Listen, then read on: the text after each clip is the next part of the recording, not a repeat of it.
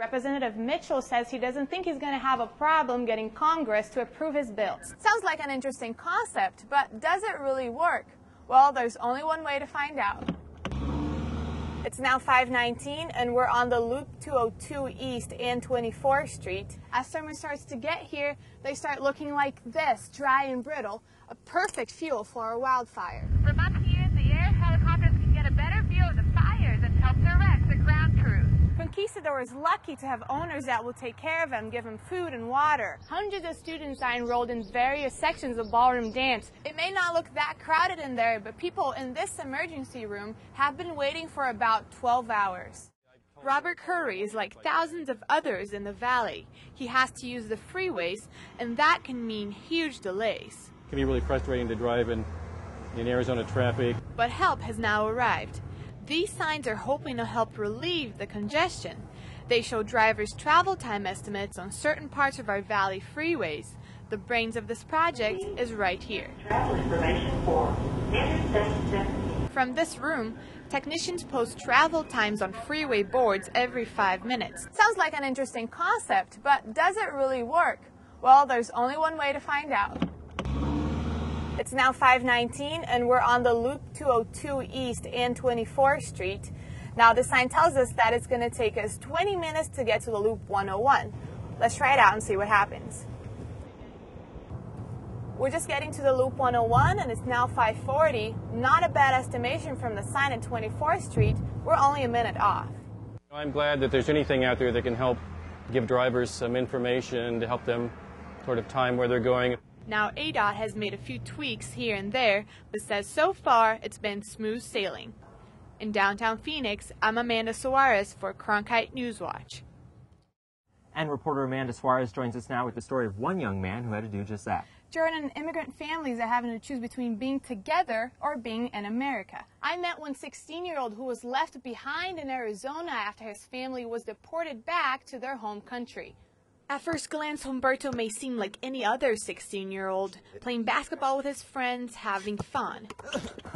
He may not show it, but he remembers very well the last day he saw his mom. Well, I was waking up getting ready to go to school, and all of a sudden you hear these knocking everywhere, like, you know, just like bang, bang. It was the police knocking on this door, a home that Humberto and his family shared for years, and they were bringing deportation orders for his mom and 2 older brothers. And did you ever see your mom again after that? No. I haven't seen my mom for like 5, maybe 6 months. Now it has been almost a year since police took Humberto's family, who had been living illegally in this small Arizona town. But for whatever reason, 16-year-old Humberto was left behind with his grandmother. They asked me for my name, and my brother Hector was like, don't say anything, just be quiet. Although Humberto is an illegal immigrant, many legal children are also being separated from their families. Here in Arizona, many children have undocumented parents but were born in the United States. Evelyn Cruz is an immigration law professor at Arizona State University. She says families are separated every day by deportations. Urban Institute has done a study that shows that about 1 out of every 4 kids in the United States comes from a mixed status family. We wanted to hear more from Humberto's family, so we packed our bags to find his mom in the small town of Ixtapan de la Sal in central Mexico. Pues íbamos caminando, mi hijo y yo. My son and I were walking when someone came up to us and said, "Look at these 2 over here. Give me your money." Humberto's family is getting used to a place that, according to their passports, is home. But in their hearts, it is a foreign country. It's a danger to be here, especially with them. Humberto's mom and his 5 other siblings share these 2 twin beds every night. This is where they live. Their family's income of 3,000 pesos or $300 per week is not enough to feed 7 people, including Humberto. Once high school or something after this year, maybe get a job or something, but I really don't want to do that. While giving up an education to work may be Humberto's greatest worry, it isn't his only one. Since my grandma doesn't know English, I have to go and pay the bills. Humberto is also having to learn how to make it without a mom. I know I have to go through a time where I have to, you know, grow up, but it seems like it's being taken away from me. You know, I'm getting older a little too fast. But he says that no matter what obstacles come his way, America is his home, and he will fight to stay. I want to do something here in America, and over there, how am I going to accomplish it? They have a hope.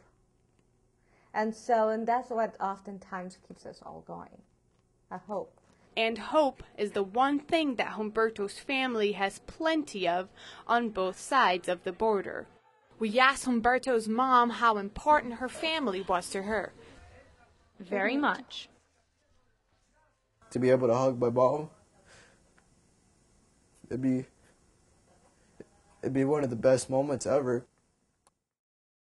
More than 2,000 families in Metro Phoenix lost their homes to foreclosures in February alone. Builders and realtors are losing their jobs. But this realtor keeps smiling. I'm having a super time. Joe Cohan is also an investor and is taking advantage of the many foreclosures around the valley to buy homes for a low cost. My wife and I sold most of our rental properties off in 2005 thinking it was the top of the market, and it happened to be the top of the market. And now, in theory, we're going to try to buy it back. Sold a year ago at $1,650,000, this home foreclosed, and Cohen bought it this year for less than $900,000. It's a great time to be a home buyer. But some are more skeptical. It's not clear how much further prices may decline.